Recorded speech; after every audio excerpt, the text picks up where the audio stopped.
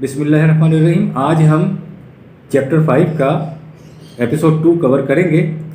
वही सिलसिला जो हमारा चल रहा था इय्याका नस्तईन का। तो लास्ट टाइम जो हमने बात ख़त्म की थी वो ये की थी कि जो कौमें इस किस्म की तहकीकात नहीं करती, अशियाए कायनात की नफ़ा बख्शों से महरूम रहती हैं, फिर वो अपनी सही और अमल की जो खेती भी तैयार करती हैं, यानी जिस हद तक भी वो काम करती हैं, जो भी वो मेहनत करती हैं, तो वो झुलस जाती हैं, क्योंकि जो कौमें उनसे आगे हैं, जो मुसख्खर कर रही हैं, वो फिर इन्हें जो है इनसे इनके जो नफ़ा बख्शियाँ होती हैं, जो इनका नसीब होता है, जो इन्हें मिला होता है, वो भी उस पर हावी हो जाती हैं। दूसरी बात ये कि उनकी सुनवाई भी नहीं रहती। दुनिया में वो अपने हक़ के लिए जब कोशिश करते हैं तो फिर उनकी सुनवाई नहीं होती। अब 3/193 में हम शुरू कर रहे हैं आज एपिसोड 2। मोमिन तो रसूल की पुकार पर लब्बैक कहता है और अल्लाह के कानून की सदाकत पर ईमान लाता है। इसके सीने में ये आरज़ुएँ होती हैं कि अगर ज़िंदगी में कोई भी भूल चूक हो जाए तो उसके नतीजे में जो मुजर्रद रस्सा नुकसान पहुँचने वाला हो उससे वो महफूज रहे। कोताहियों और तदबीरी नाहमवारियों के असरात भी मिटते रहें और अंजाम सालिहीन की रफ़ाकत में होता रहे, जिनके सामने ज़िंदगी की वसअत और कुशाद की राहें खुल चुकी हों। यानी कुशाद की राहें उन्हीं लोगों के लिए खुलती हैं जो सालिहीन होते हैं। अच्छा, 3/94 में फिर आगे बात कही जा रही है। ए अल्लाह, आपने रसूलों के ज़रिए वही की रूह से जिन खुशगवारियों और सरफराजियों का वादा किया है उनसे हमें बहरायाब करना। ये एक आरजू है जो की जा रही है, और ऐसा ना करना कि आमाल के ज़हूर नताइज के वक्त हम दुनिया की निगाहों में ज़लील व ख्वार हो जाए।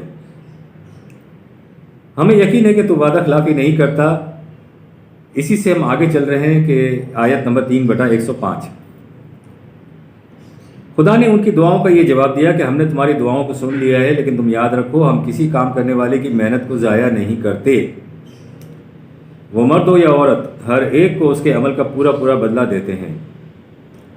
यहाँ तक बात आम मोमिनीन की थी जो हमने अब तक की है।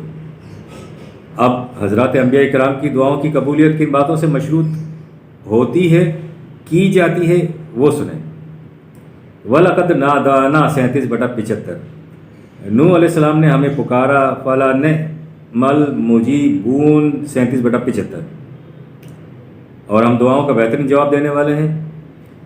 अब देखिए, यहाँ पर बड़ी आपको हैरत होगी कि ये जो बेहतरीन जवाब दिया गया है वो है क्या, इसे ज़रा मुलाहिज़ा फरमाइएगा। फ़अौहैना इलैहि अन इस्नाइल फुल्का बिअयुनिना वहयिना 23/27। हमने नूह अलैहिस्सलाम की तरफ वही भेजी, तुम एक कश्ती बनाओ, हमारे ज़ेरे निगरानी बनाओ, वही किताबें बनाओ, लेकिन कश्ती बनाओ। अब देखिए, इब्राहिम के बारे में कहा जा रहा है कि उसने हमें पुकारा। पुकार का, दुआ का जवाब क्या दिया जा रहा है कि कश्ती बनाओ। इस तूफ़ान से हिफाजत की सूरत यही है। देखें, मतलब है कि वो दुआ कर रहे थे हमारी, शायद हम अगर दुआ करें तो हमें तो ये होता है कि वो काम बैठे बिठाए हो जाए, लेकिन एक पैगंबर जो दुआ कर रहा है तो उसको काम सौंपा जा रहा है कि कश्ती बनाओ।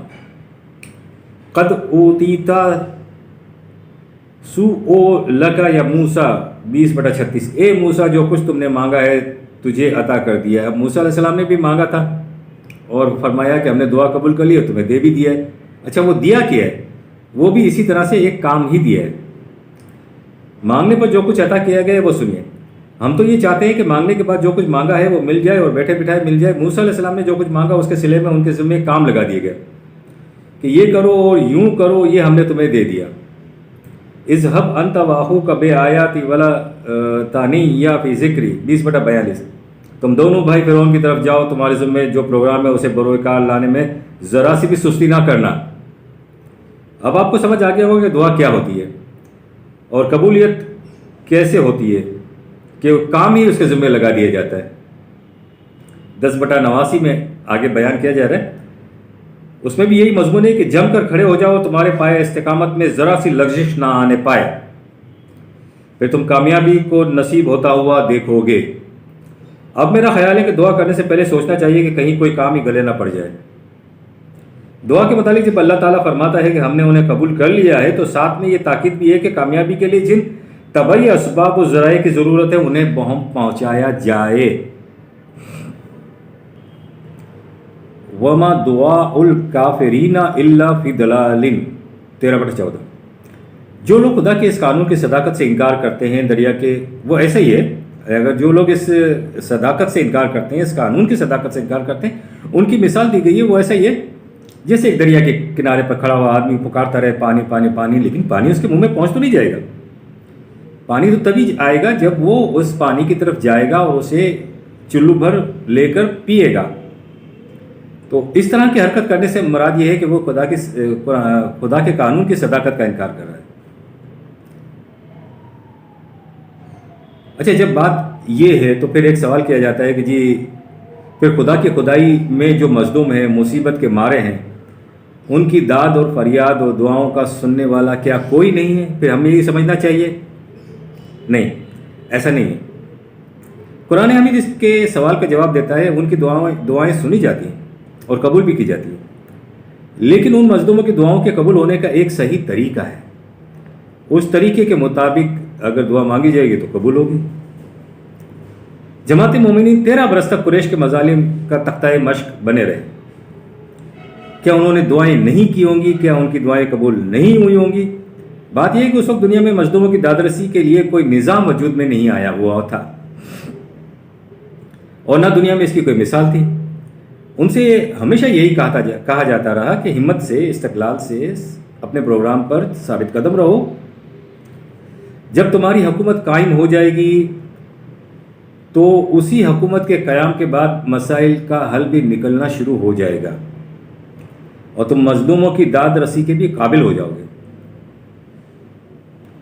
سورہ نساء کی آیت 75 کو آپ سامنے رکھیں۔ برسا برس کی محنت شاقیہ کے بعد مدینے میں جماعت مومنین کی اپنی حکومت قائم ہو گئی، لیکن جو مسلمان ابھی تک مکے میں محصور تھے، قریش کے مظالم کا سلسلہ شدید تر ہو گیا۔ انہوں نے دعا کی کہ بار الہ ہماری مدد کر، ظالمین کے جور و ستم سے خلاصی کی کوئی تدبیر اور صورت پیدا کر دے۔ اب دیکھیں خدا نے کیا کیا۔ خدا نے مدینے کی جماعت سے کہا، جو اس آیت سے واضح ہے کہ تمہیں کیا ہو گیا کہ تم خدا کی راہ میں جنگ کے لیے اٹھتے نہیں؟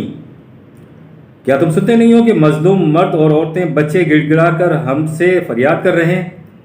یعنی یہ نہیں کہ اللہ سے انہوں نے دعا کی مکے میں جو مظلوم تھے اور ان کے لیے کوئی فوق الفطرت انتظام کیا گیا، نہیں۔ طریقہ یہی ہے کہ پھر اللہ تعالیٰ نے جماعت مومنین کو کہا کہ وحی نازل کی کہ تمہیں کیا ہو گیا کہ تم نہیں سن رہے، ان کی مدد نہیں کر رہے۔ فوق الفطرت یہاں پہ کام نہیں ہوتا، اور جماعت مومنین کو بھی تب کہا جب ان کی حکومت قائم ہو گئی۔ اب یہاں دیکھیے وہ کمزور و ناتواں دعا اللہ سے کر رہے ہیں اور اللہ یہ کام سونپ رہا ہے جماعت مومنین کو۔ 27/62 میں آتا ہے، کہو کہ وہ کون ہے جو قلب مضطر کی دعائیں سنتا ہے اور ان کی مصیبتوں کو دور کر دیتا ہے۔ یہاں سوال یہ ہے کہ وہ کون سا طریق ہے جس کے ذریعے وہ پریشانیوں کو دور کر دیتا ہے۔ اسی آیت میں آگے ہے کہ وہ تمہیں حکومت و مملکت عطا کر دیتا ہے، یعنی یہ ہے طریق خداوندی۔ مصیبتیں، مشکلیں، بھوک پیاس، صلاحیتوں کی نشو و نما، یہ سارا کچھ کے لیے اللہ تعالیٰ نے طریق بتایا ہوا ہے، اور وہ طریق حکومت ہے۔ اور یہ تو آپ جانتے ہیں کہ حکومت دعاؤں کا نتیجہ نہیں ہوا کرتی، وہ تو ایمان اور اعمال صالحہ کا نتیجہ ہوا کرتی ہے۔ 42/38 میں ہم آگے دیکھیں گے کہ مومنین کے لیے کہا یہ گیا کہ یہ لوگ اپنے رب کے بلاوے پر لبیک کہتے ہوئے آگے بڑھتے ہیں، اس کے احکام و قوانین کی پوری اطاعت کرتے ہیں، انہی قوانین کی روشنی میں اپنے امور مملکت باہمی مشورے سے طے کرتے ہیں۔ آج ہم نے ایپیسوڈ 2 مکمل کیا ہے، چیپٹر نمبر 5۔ ربنا تقبل منا انک انت السمیع العلیم۔